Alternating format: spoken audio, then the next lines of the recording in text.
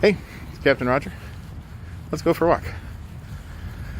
So, I'm walking through a parking lot today. Sometimes you gotta grab the opportunity to walk when and where you can. Right now I'm waiting for something. I got 15 minutes, so I'm out for a walk.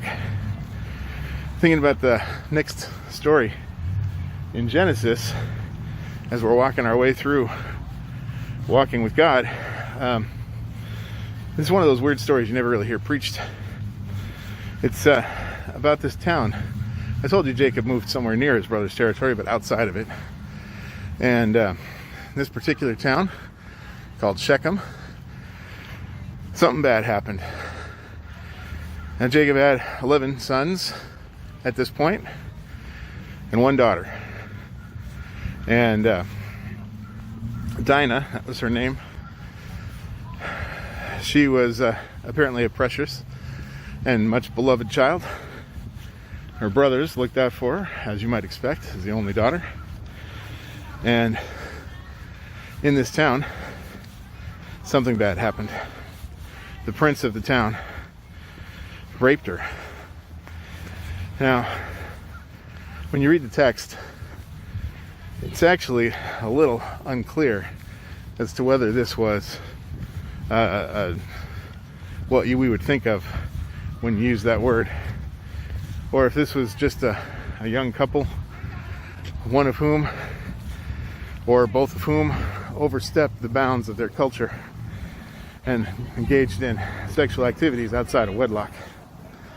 But either way, what he did was improper and absolutely wrong, especially in the eyes of her brothers. And what happened next is that his father came to her father, Jacob, and offered to buy her, because that is how you obtained a wife back then for your children. Said, hey, whatever the price, I'll pay him. But my son is in love with your daughter, and he really just wants her to be his wife forever. To which her brothers said, hey, you know what? What we really want is for your people and our people to be similar. And you know what? In our culture, we're all circumcised, and in your culture, you're not. So I tell you what, get out the shears, boys. You all go clip, and then you can marry our sister. To which the men in the town were like, what? But the prince's father, he's like, look, guys, these people are rich, and if we do this, we'll get to marry them, and we'll get their stuff. It's all good. So they did it. Now, this is apparently an unpleasant and uncomfortable process. Most boys in the modern world go through this while they're infants, so we really have no idea. But apparently 3 or 4 days after this happens, you're in so much pain that you really can't move. And the guys knew that this would happen. And so, 3 days after they had convinced the townsmen to do this, they showed up, a couple of her brothers, with swords. And they went room by room, house by house, and slaughtered every man in the village. And then they took all the women and children as prizes for their own. And they went back home to their father, who's like, what have you done? What you've done has made us a stench in the nose of this region. And then they had to move. Now, I told you a couple of the stories we've read so far have been horrible. And this story is also horrible.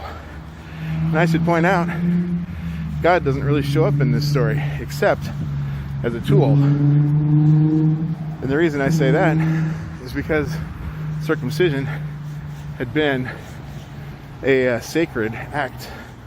It was something that the people did to show that they were part of God's family. And it's not that there weren't other cultures that used a similar ritual of self-mutilation, but they were definitely the culture that most embraced this, because this was a symbol of being part of God's family. It was a symbol of entrusting as Abraham had done, entrusting their fertility to God by cutting off some of what was known to create babies. So, long explanation, I know. So what's the point of this story? Well, there's a lot of different ways to go here with the point. But I think for what we're talking about, the main point of this story is that people can use things related to walking with God all kinds of different ways. And sometimes the way they use them is right, and other times the way they use them doesn't line up at all with the things God intended. God did not intend for his gift of circumcision to be used as a tool to murder and plunder a village full of people.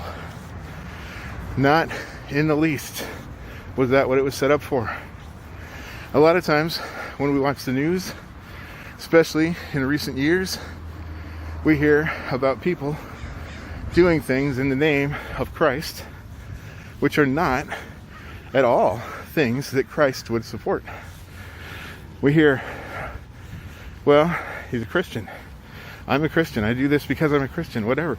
But you know what? That doesn't necessarily mean that that's true. And part of my walk with God is understanding what it means to walk with God.